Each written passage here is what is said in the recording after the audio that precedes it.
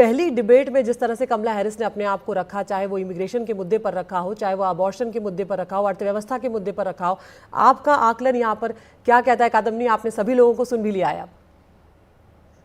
देखिए अदिति, जो पूरा ये डिबेट चला है उसमें दो तीन चीजें बड़ी साफ हुई हैं। एक तो ये कि जो कमला हैरिस है, शुरू शुरू में जब वो आई, ये उनका पहला प्रेसिडेंशियल डिबेट था। ट्रंप इसके पहले 6 प्रेसिडेंशियल डिबेट कर चुके हैं। जब शुरू में कमला हैरिस आई तो वो थोड़ी असहज नजर आई, लेकिन बहुत जल्दी वो बिल्कुल सहज हो गई। वो इस बात पर ज्यादा जोर नहीं डालती हैं कि एक हिस्टोरिक ये इलेक्शन है, या फिर वो पहली ब्लैक महिला हो सकती हैं या साउथ एशियन मूल की महिला हो सकती हैं जो कि प्रेसिडेंट बने। वो पहले ही बहुत कुछ पहली बार कर चुकी हैं, पहली प्रोसिक्यूटर हो या फिर पहली बार वाइस प्रेसिडेंट बनी हो, इस तरह से।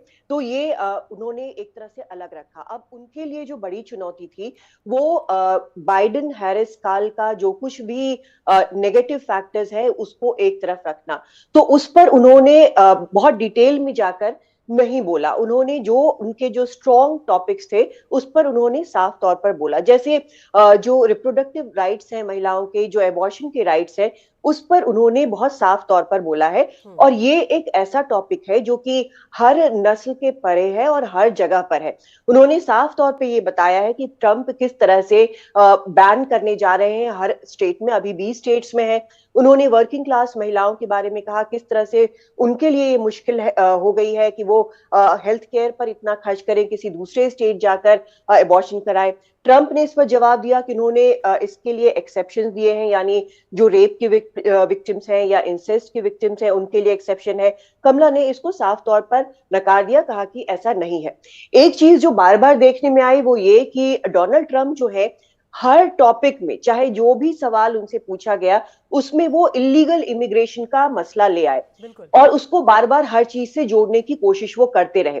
चाहे वो यहाँ पर अर्थव्यवस्था की बात हो, जिसमें उन्होंने कहा कि इतने मिलियन, यहाँ पर 11 मिलियन से ज्यादा लोग आ गए हैं और हर कंट्री जो है वो अपने यहाँ से अपराधी या पागल लोगों को यहाँ भेज रहा है, कह रहा है कि वापस ना आए।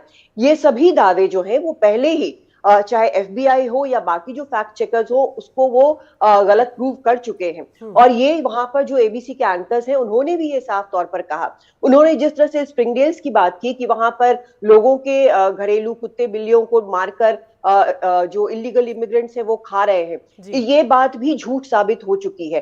तो ये देखने को आया कि एक जो सबसे बड़ा मुद्दा जो डोनाल्ड ट्रंप का है वो बार बार घूमकर उस पर इलीगल इमिग्रेशन पर आते हैं। लेकिन कमला हैरिस ने उस पर भी काउंटर किया कि एक जो बाईपार्टिसन बिल वो लेकर आई थी जिसपे हर पार्टी तैयार थी, रिपब्लिकन पार्टी भी तैयार थी, उसको डोनाल्ड ट्रंप ने अलग कर दिया। फॉरेन पॉलिसी भी एक बड़ा मुद्दा है, इसको लेकर उन्होंने साफ कर दिया कि जिस तरह से डोनाल्ड ट्रंप बात करते रहे, जिस तरह से वो एडमायर करते रहे डिक्टेटर्स को, वो अमेरिका को नहीं चाहिए। अमेरिका अपने लीडरशिप रोल से पीछे हटा, ये ट्रंप की प्रेसिडेंसी के बारे में कहा जाता है, चाहे वो नाटो से अलग होने की बात हो या फिर क्लाइमेट चेंज की बात हो या फिर जिस तरह से वो बार बार दावा कर रहे थे यूरोप के पे करने को लेकर। ये सभी चीजें बहुत मायने रखती हैं। और जहां तक उन्होंने जो इजराइल और हमास का युद्ध और यूक्रेन रशिया के युद्ध के बारे में कहा है, जानकारों का साफ मानना है कि जो वो 24 घंटे की बात करते हैं वो वैसा युद्ध नहीं निपटाया जा सकता है।